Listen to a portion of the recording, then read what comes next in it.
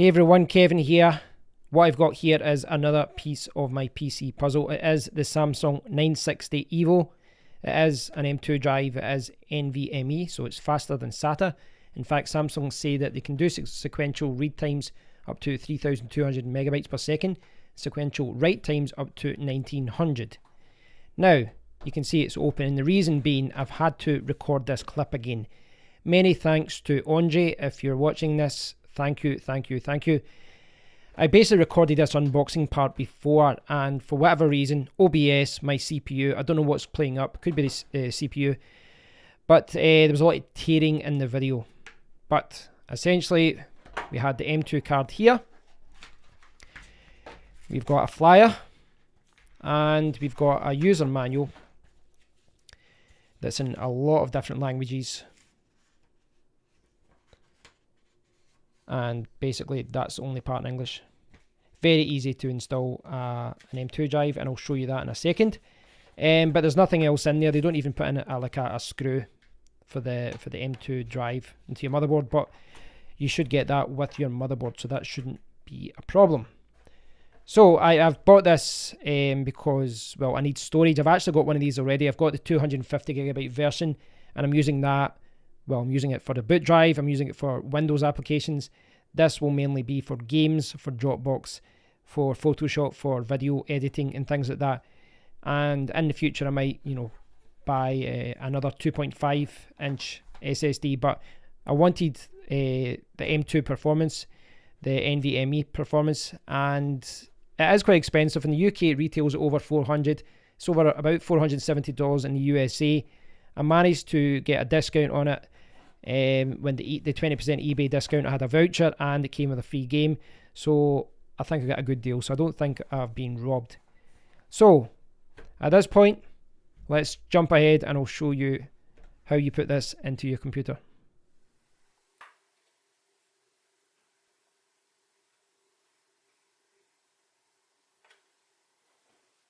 So that's the drive installed. Very easy. Slide it in, screw it in. It's very simple. As you can see, I've got 3 M2 drives. My boot drive is there. That one's under a thermal guard. There's another one there, and there's one here. Now, this one here actually shares bandwidth with the last PCI slot. When this SSD is here, this changes from a X4 to an X2, but I'm not using it anyway, so it's not a problem. As I said, here is an option 2, but this is where my video card is going to go, so I wouldn't want the SSD to sit here because it's going to be directly underneath the GPU and it would get very hot. So the SSD has been installed to my computer, and what I need to do now is set it up. So I will launch the disk manager. It's come up that I must initialize the disk. Simple volume. There we go. Very simple. What letter? I'm happy with D. Happy with that just now. I can change all those things later if necessary. And there we go. That's the new drive. That's my new 1 terabyte SSD. You can see there that that one is low. I'll be using this as a scratch disk as well for Adobe apps, so it's good to have more storage for that. There it's there. Right out of the box, we've got 931 gigabytes. So inside the manual there was an advertisement for Samsung Magician, which allows you to check the health of the drive and do firmware updates, etc. And I'll just bring that up. This is the page. Samsung Magician, manage your drive like magic. So I've never used this before, so it'll be interesting to see what it says. Secure erasing, smart checking, SSD authenticity. It's all good. So I'll download that just now, and then we'll see what it's like.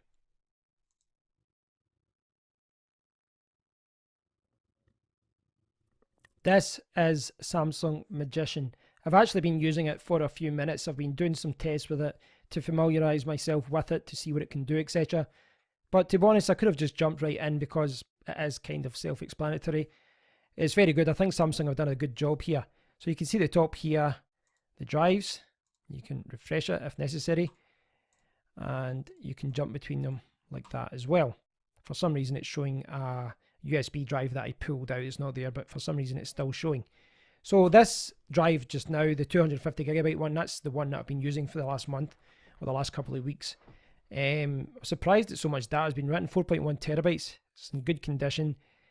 I tried to update the firmware, but for some reason it wasn't doing. It's not available for the selected drive. Right.